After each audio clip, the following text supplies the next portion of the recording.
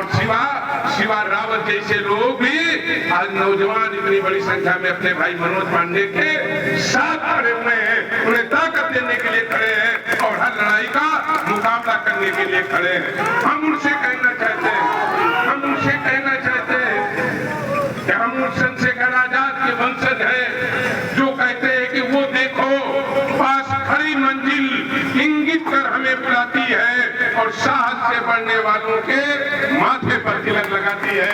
हम उस विचारधारा पर काम करने वाले लोग हैं कि समाज के जब तक अंतिम मैदान पर खड़े हुए उस गरीब और दलित व्यक्ति को इंसाफ नहीं दिला देंगे, उन गरीब नौजवानों को जिन्हें नौकरी नहीं मिली है, जिन्हें जात के नाम पर नौकरी से बाहर किया गया है, जिन्हें जात के नाम पर रोजगार के से बाहर किया गया है, अब ऊंचाहार में लड़ाई होगी। उन गरीब दलितों को भी इंसाफ दिलाना है और न्याय दिला करके उनको भी अग्रिम पंक्ति में खड़ा करना है।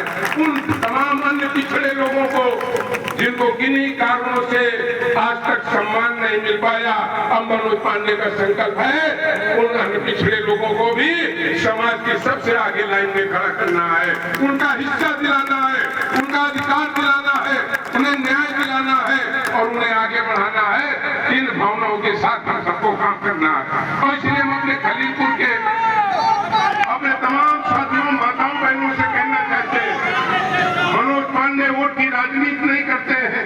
आज कोई चुनाव नहीं होने जा रहा है, हम केवल आपका आशीर्वाद लेने आए हैं और आपको ये बताने भी आए हैं, जब तक मनोज पांडे के शरीर में एक बूंद भी लहू है तब तक गरीब की लड़ाई लड़ते रहेंगे, कमजोर की लड़ाई लड़ते रहेंगे।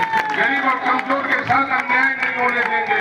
हम जानते हैं जब हम गरीब की बात करते हैं, हम दलित की बात करते हैं, हम अन्य पिछड़ों की बात करते हैं तो कुछ लोगों के पेट में दर्द होता है। वो कहते हैं कि मनोज पांडे इंद्रपाल गौतम को बढ़ा रहे हैं, वो कहते हैं राकेश काशी को बढ़ा रहे हैं, वो शिवराम रावत को बढ़ाने की बात करते हैं। हम इन्हें बढ़ाते रहेंगे जब तक मनोज पांडे के पास ताकत होगी। इन गरीबों को अग्रिम लाइन में, अग्रिम पंक्ति में खड़ा करने के लिए संघर्ष करते रहेंगे। और हम लोगों को चुनौती देते हैं जो कह रहे थे 4 दिन पहले, कह रहे थे हम मनोज पांडे कैसे जीतेंगे। हम उनसे कहना चाहते हैं मनोज पांडे पहले भी इसी गरीब जनता के आशीर्वाद से जीते हैं और आने वाले दिनों में भी यही गरीब मनोज पांडे को आशीर्वाद देकर के भी सेवा करने का अवसर देगा।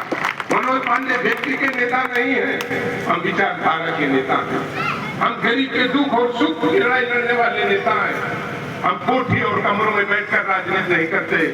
सर्दी रही हो, गर्मी रही हो, जाड़ा रही हो और बरसात रही हो, याद कर लेना साथियों, लोग तो केवल वोट मांगकर चले जाते थे, लेकिन आपका भाई और बेटा मनोज पांडे चाहे सर्दी, गर्मी, जाड़ा, बरसात हो, वो आपके गांव में रहकर राजनीति करता है, आपके बीच में रहकर के राजनीति करता है। हम केवल वोट मांगने नहीं जाते जनता के बीच में, हम जनता के सुख दुख में भी उसके साथ मजबूती से खड़े होकर के काम करने का काम करते हैं। इसलिए हम अपने खलीलपुर के एक एक माताओं, बहनों, बुजुर्गों, नौजवान भाइयों, आपको ये आश्वासन भी देने आए हैं, सीना चौड़ा करके रहिएगा। अगर किसी ने आपके मान सम्मान पे एक उंगली उठा दिया, उसे मनोज पांडे से टकराना पड़ेगा। आपके मान सम्मान और अधिकार में कोई कमी हम नहीं आने देंगे। वो दिन गए, वो दिन गए, वो दिन लग गए कि जब गरीबों के साथ अन्याय होता था और कुछ चंद्र मुट्ठी भर के लोग वो गरीबों को और दलितों का उनका हक का हिस्सा छीनते थे। अब अगर वो हिस्सा छीनेंगे उन्हें मनोज पांडे से टकराना पड़ेगा। हम गरीबों का हिस्सा नहीं छीनने देंगे। इसलिए आज आए हैं, एक बड़ी खुशखबरी भी लेकर के आए हैं। इधर 6 महीने से हमारे यहाँ बिजली की एक बड़ी समस्या आ गई थी। मैं पिछले 1 महीने से उसकी लड़ाई लड़ रहा था। आज हमें ये बताने में खुशी है कि आज जब मैं जैसे ही आया वैसे ही मेरे मोबाइल में ऑर्डर आ गया। 100 करोड़ की लागत से 132 केवीए का बिजली घर ऊंचाहार के लिए स्वीकृत हो गया है। 6 महीने बाद न लो वोल्टेज रहेगा, न बिजली ट्रिप करेगी और न 24 घंटे में 1 घंटे बिजली जाएगी। कल आपको पेपरों में पढ़ने को मिल जाएगा। 6 महीने के अंदर 100 करोड़ की लागत से 132 का जो रायबरेली में कहीं नहीं है, वो एक बड़ा बिजली घर भी ऊंचाहार में देंगे, जिससे बिजली की समस्याएं भी दूर हो। और आने वाले रहे हैं। जहां जहां गरीबों के गलत बिजली के बिल यहाँ के अधिकारियों ने भेजा है, उस बिल को भी ठीक कराने जा रहे हैं। इसलिए बिजली विभाग के कुछ कर्मचारियों की गलती से और उनकी बदतमीजी से हमारे गरीबों को जो बिजली के गलत बिल भेजे गए हैं, गांव में ही कैंप लगवाने जा रहे हैं और यही आपका बिजली का बिल ठीक कराने का भी काम करेंगे। ये भी हम आपको विश्वास दिलाने जा रहे हैं। और मैं इस गांव आया हूं तो अपने गांव के साथियों को 20 सोलर लाइट और गुरबगस के पूर्वा में एक सड़क भी अपने विधायक निधि से देने की घोषणा करता हूं। 20 सोलर लाइट और एक सड़क भी गुरबगस के पूर्वा में बनाने का काम करूंगा। और तमाम अपने छोटे भाई जो हमारे नौजवान भाई हैं, हम आपको आश्वस्त भी कर रहे हैं, जहां आपके मान सम्मान का सवाल आए अपने भाई मनोज पांडे को याद करिएगा।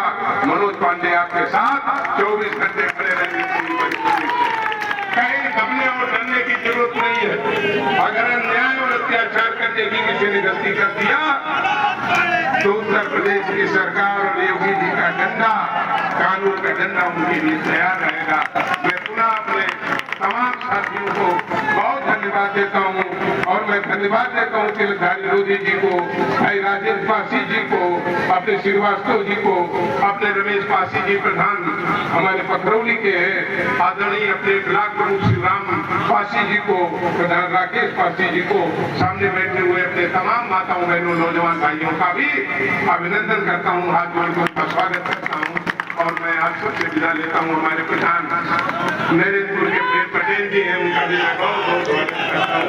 और अपने इन नौजवान भाइयों के लिए